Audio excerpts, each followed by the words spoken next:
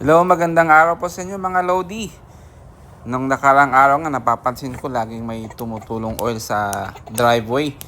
So tinignan ko yung sasakyan, ito meron to yung Honda Odyssey. Meron ngang leak dito sa bandang VTEC solenoid area. Sabi nga nila, dito usually yung oil leak pag merong mga VTEC yung engine. Ito nga Honda Odyssey 2016 natin merong VTEC sa engine niya. Tapos tingnan nyo sa ilalim yan, daming oil. Putragis yan. Alam nyo pa kung yung oil, nagli-leak siya direkta sa sa ating alternator. So gawin natin, palitan natin yung gasket kasi baka na siya, matigas na siya o brittle. Una, tanggalin natin yung tatlong bolt 10 millimeters. Yung sa taas is yung mahaba, tas dalawa sa baba na medyo maikse. So ito, gumagamit tayo ng ating socket wrench. Kasi maliit lang yung space na ating pagtatrabahuan dito kaya mas nakakatulong pag meron tayong mga adjustable na socket wrench na nare-rest na yung mga tight spaces. Tas ito nga, natanggal na natin yung VTEC solenoid. Tapos tingnan nyo yung niya, yung gasket, flat na siya. Hindi nakakasil. Ito nga tignan nyo, sludge yan, puro sludge yan, mga oil deposits na nagbuo ng mga sludge. Grabe, ang dami.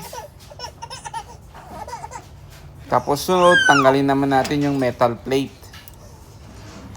Ito is prenay ko lang gamit yung flat head na screwdriver. Tapos meron pang isang gasket sa ilalim. Ito yung kasama ng oil filter.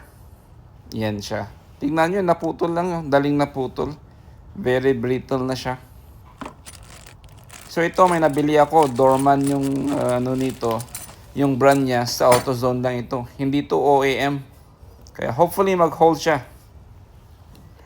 Tapos tingnan nyo yung niya. Matigas talaga yung old na gasket kumpara sa bagong bili natin na medyo malambot tas medyo round shape pa siya.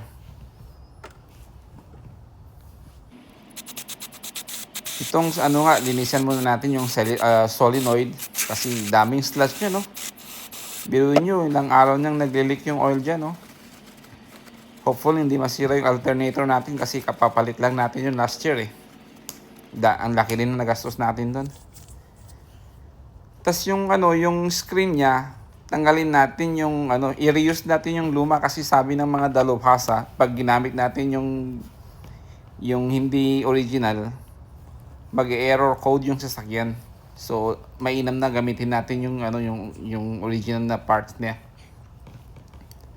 Tas yung ilagay natin sa nabili nating Dorman na solenoid gasket. Tapos pag na-fit na natin yung filter, balik na natin yung gasket. Tapos siguraduhin natin na naka-fit siya sa lahat ng mga grooves. Kasi kung may nakalabas, tapos hinigpitan natin, maglilik at maglilik pa rin siya.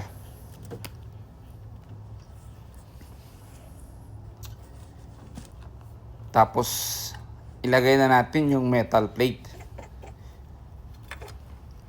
Pero una, nilinisan muna natin para walang mga debris na sumama.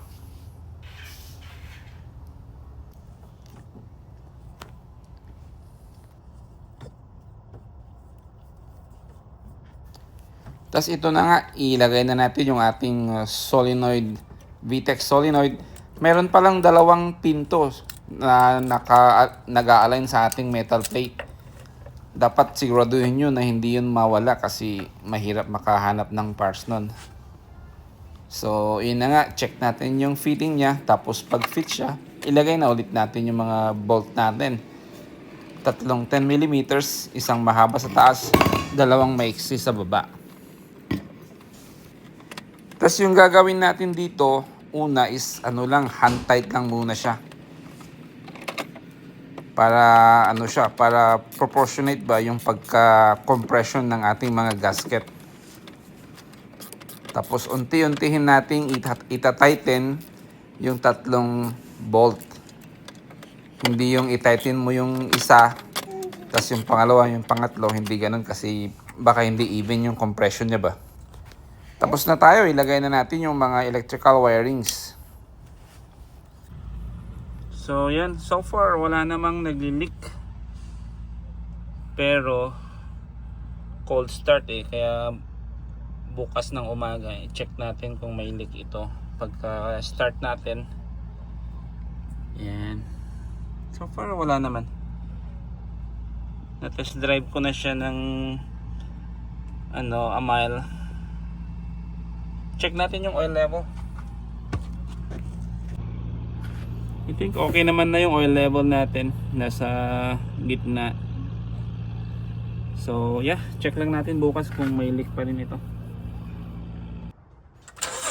So kinabukasan, kinold start natin yung sasakyan. Tapos chinek natin, so far wala naman nang nagli-leak. So hopefully nagho-hold itong dorman na solenoid gasket kasi hindi siya OEM So ayan, another successful na naman tayo sa ating DIY sa ating Honda Odyssey 2016 at syempre nakatipid na naman tayo ng pera. Sige, paalam na po.